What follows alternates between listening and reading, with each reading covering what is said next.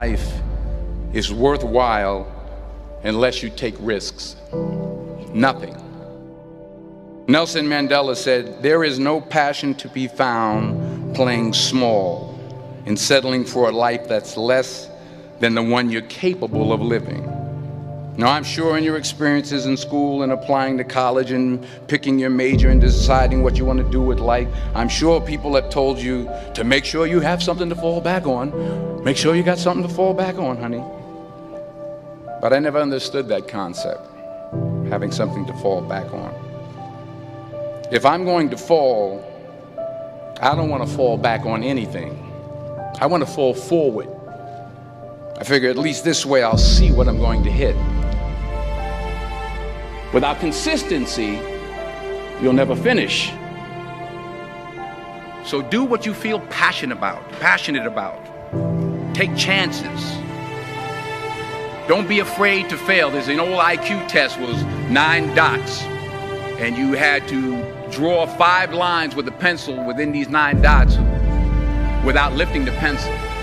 The only way to do it was to go outside the box. Don't be afraid to think outside the box. Don't be afraid to fail big, to dream big. But remember, dreams without goals are just dreams. Reggie Jackson struck out 2,600 times in his career, the most in the history of baseball. But you don't hear about the strikeouts. People remember the home runs. Fall forward. Thomas Edison conducted 1,000 failed experiments. Did you know that? I didn't know that. Because the 1,001st was the light bulb. Fall forward. Every failed experiment is one step closer to success.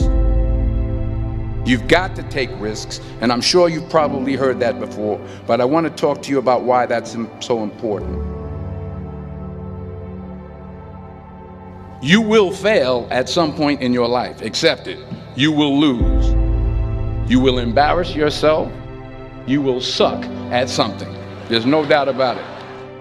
And I know that's probably not a traditional message for a graduation ceremony, but hey, I'm telling you, embrace it, because it's inevitable.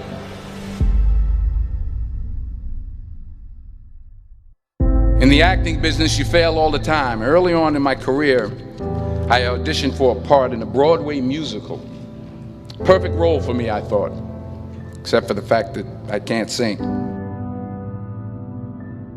I didn't get the job. But here's the thing. I didn't quit. I didn't fall back. I walked out of there to prepare for the next audition, and the next audition, and the next audition. I prayed. I prayed. And I prayed. But I continued to fail and fail and fail. But it didn't matter, because you know what?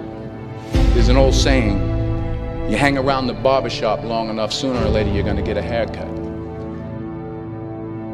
So you will catch a break, and I did catch a break. Last year, I did a play called Fences on Broadway. But here's the kicker. It was at the Court Theater.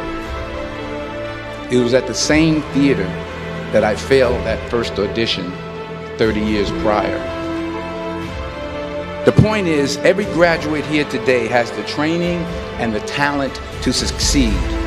But do you have the guts to fail? If you don't fail, you're not even trying. I'll say it again. If you don't fail, you're not even trying. To get something you never had, you have to do something you never did. So imagine you're on your deathbed, and standing around your deathbed are the ghosts representing your unfulfilled potential. The ghost of the ideas you never acted on. The ghost of the talents you didn't use. And they're standing around your bed, angry, disappointed, and upset. They say we came to you because you could have brought us to life, they say. And now we have to go to the grave together. So I ask you today,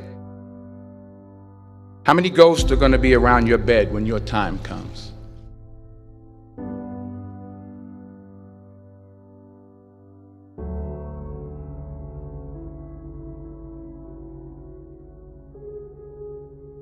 I just got back from South Africa. It's a beautiful country, but there are places there with terrible poverty that need help.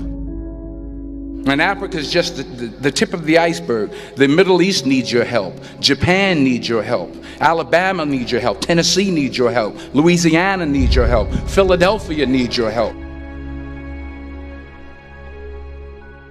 The world needs a lot, and we need it from you. We really do. We need it from you young people. I mean, I'm not speaking for the rest of us up here, but I know I'm getting a little grayer. We need it from you, the young people, because remember this. You got to get out there. You got to give it everything you got, whether it's your time, your talent, your prayers, or your treasures. What are you going to do with what you have? I'm not talking about how much you have.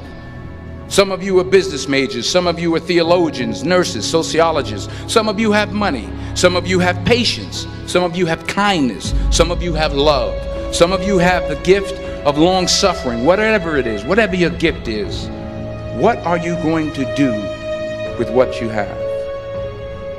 All right, now here's my last point about failure.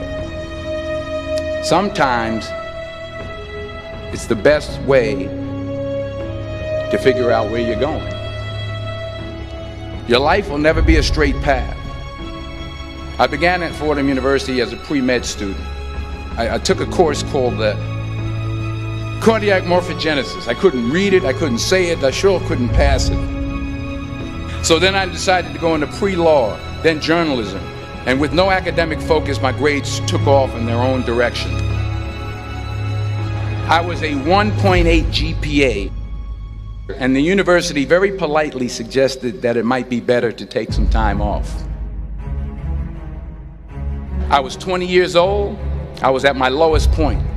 And then one day, and I remember the exact day, March 27th, 1975, I was helping my mother in her beauty shop. My mother owned a beauty shop up in Mount Vernon. And there was this older woman who was considered one of the elders in the town. And I didn't know her personally, but I was looking in the mirror, and every time I looked at the mirror, I could see her behind me, and she was staring at me. She just kept looking at me. Every time I looked at her, she kept giving me these strange looks. So she finally took the dryer off her head and she said something I'll never forget. She said, "Young boy, I have a prophecy, a spiritual prophecy." She said, "You are going to travel the world and speak to millions of people." And in the years that followed, just as that woman prophesied, I have traveled the world and I have spoken to millions of people through my movies. Millions who up till this day couldn't see me, who up till this day I couldn't see while I was talking to them, and they couldn't see me, they could only see the movie. They couldn't see the real me. But I see you today, and I'm encouraged by what I see. And I'm strengthened by what I see. Because taking risk is not just about going for a job. It's also about knowing what you know and what you don't know. It's about being open to people and to ideas.